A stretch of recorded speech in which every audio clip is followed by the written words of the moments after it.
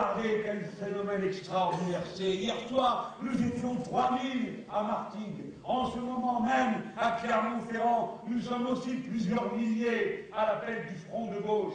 Voilà la force que nous construisons, non pas pour nous-mêmes, non pas pour faire un front de gauche plus ou moins sympathique, plus ou moins ceci ou cela. Qu'est-ce qu'il y a? Il faut que je reste devant. Vous allez me faire rester comme un robot. J'ai dit non pas pour nous-mêmes. Nous sommes à Montpellier, Jean-Louis, pas à Clermont-Ferrand. Quoi?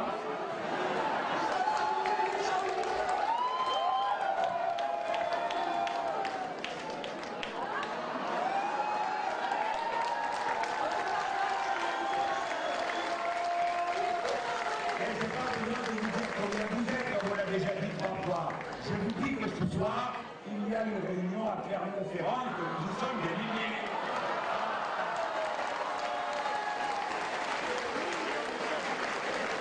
C'est pas pour rien que vous êtes des dur, hein. Je sais bien qu'on est à Montpellier. On ne prend pas pour un ballot. Ah là là là là là.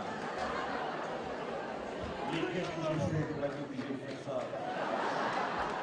Bon, les camarades, je l'ai dit, la force que nous sommes en train de construire, et vous voyez à quel point elle est vigilante, elle n'est pas pour nous-mêmes.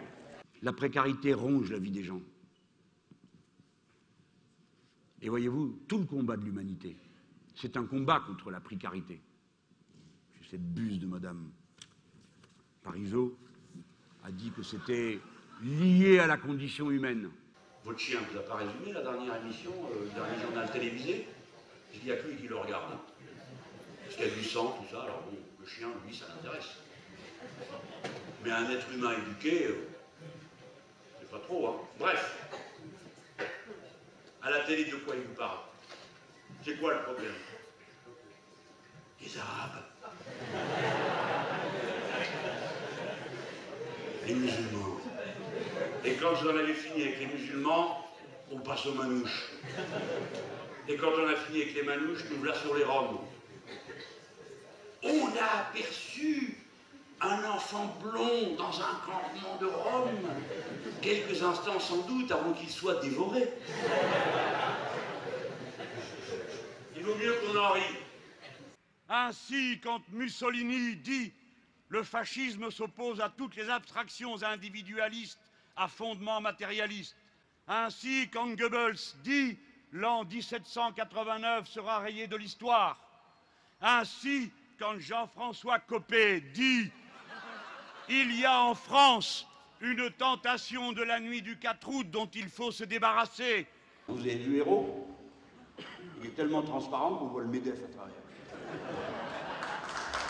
Alors le monsieur, il avait inventé un soir, comme ça, quelqu'un lui a dit « Mélenchon en train de nous manger la lune sur le dos, vite, il faut trouver quelque chose. Allez, la taxe à 60, l'impôt à 75%.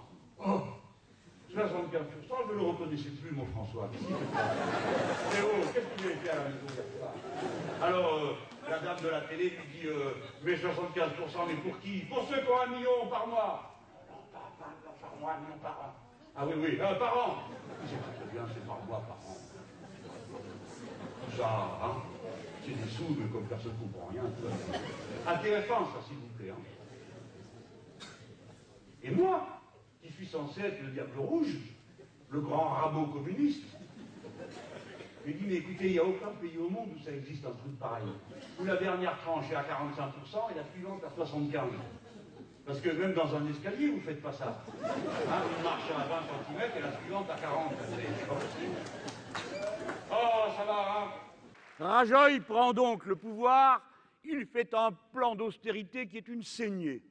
Parce que vous savez que ce sont des médecins de Molière, ces gens-là. Ils viennent, ils disent « Ah, vous êtes bien palichon, la saignée. » Tiens, vous êtes bien palichon après la saignée, re-la saignée. Alors, Standard & Poor's, Moody's, qui ont recommandé la saignée, viennent et disent « Oh, vous êtes vraiment pâle, j'ai pas confiance en vous. » Mais monsieur, je croyais bien faire. La saignée. Nous, on se permet de dire qu'un petit beefsteak ferait pas de mal. Tout est comptable. On dépense trop d'argent pour guérir les gens, donc ils n'ont qu'à moins tomber malades. C'est ce qu'ils ont dit. Non, non, c'est pas ça qu'ils vous proposent. Ils vous proposent de vous débrouiller. Ça s'appelle vous responsabiliser. D'accord? Vous voyez la grippe passer, vous vous responsabilisez, vous mettez de côté pour qu'elle passe. Et puis d'abord, arrêtez de tomber tous malades en même temps, parce que si vous vouliez bien étaler la maladie comme vos vacances, ça serait plus confortable pour l'hôpital. Et ça serait plus rationnel. Alors on peut encore aller plus loin. Comme vous dépensez 60% de vos dépenses de toute votre vie, non 80% de toutes vos dépenses de santé de votre vie, vous allez les faire dans les 6 mois qui précèdent votre mort. Donc, si vous voulez bien mourir 6 mois plus tôt et en bonne santé, le problème est réglé. Et alors, qu'est-ce qu'elle dit, cette dame qui a hérité du principal organe de l'extrême droite en France, le trouillomètre devant l'envahisseur? Elle dit ceci: le front de gauche qui manifeste devant Standard & Poor's, c'est Don Quichotte Mélenchon allant combattre les moulins à vent. Vous n'allez pas huer Don Quichotte tout de même, c'est nous tous. Voilà le bon moment. Elle ajoute: on ne manifeste pas contre un thermomètre. Madame Le Pen ne doit pas souvent utiliser le thermomètre, d'abord parce qu'elle verrait qu'elle a de la fièvre et que ça obscurcit le jugement, mais surtout, elle ne doit pas savoir qu'en général, un thermomètre mesure la fièvre, il ne la donne pas. Vous avez vu M. Barroso, il parle 9 langues pour ne rien dire. Et là, il dit: nous poursuivrons nos objectifs avec fermeté et nous les atteindrons avec résolution. Lesquels? Comme il fait chaud, comme je transpire, comme sans doute je dois être légèrement rouge, vous verrez bientôt mes photos partout, les poings fermés, la bouche ouverte, ruisselant de fleurs, parce que c'est que comme ça qu'on me montre moi. Mais vous savez que j'ai une belle gueule? Ça dépend de quel angle je vais la regarder. Et voilà comment ils s'y prennent. Pas un jour on dirait qu'on est en campagne présidentielle. Hier, c'est ce crétin de Beauvais à qui on a servi un petit sucre pour venir m'insulter à la radio, et qu'on repasse ça en boucle. Et le lendemain, c'est la Madame Le Pen qui a hérité un parti de son père, un château où se loger, qui vient dire que Mélenchon ne veut pas donner son patrimoine. Mais il a déjà donné son patrimoine. Et aujourd'hui, mes amis, j'ai fait des révélations supplémentaires. Je mesure 1m74 et je fais 79 kilos.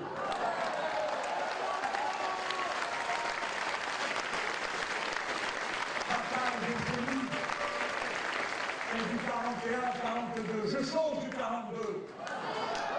Et mes pantalons, c'est plutôt aussi du 42. Je suis un homme très harmonieux. La moyenne d'un salaire patronal, c'est 4 000 €. C'est beaucoup. Mais ce n'est pas la paye du patron de Total.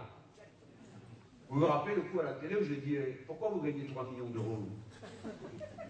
Je ne sais pas. Tu dis: bah alors rendez-le. Si vous ne le savez pas. C'est pas vrai? Ainsi donc, un pourri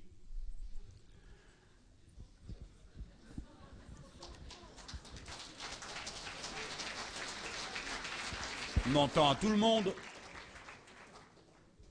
mégoter les subventions ici et là, les fonds pour les services publics, se réjouissait de voir une loi donnant, gagnant,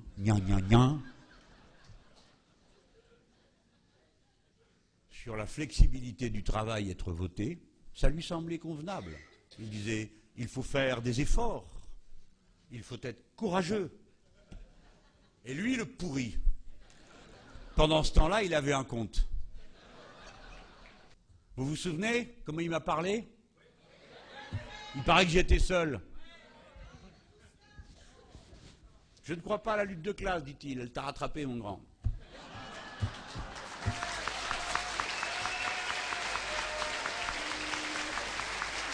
Ces pauvres socialistes. Je suis sûr qu'à la salle, je suis malheureux pour vous, parce que moi, j'y étais. Hein.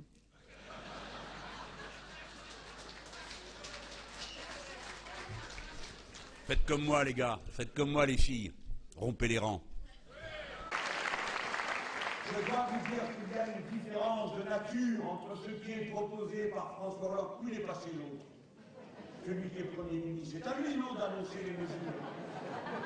Il doit être en train de regarder les avions décoller à Nantes, après ça, on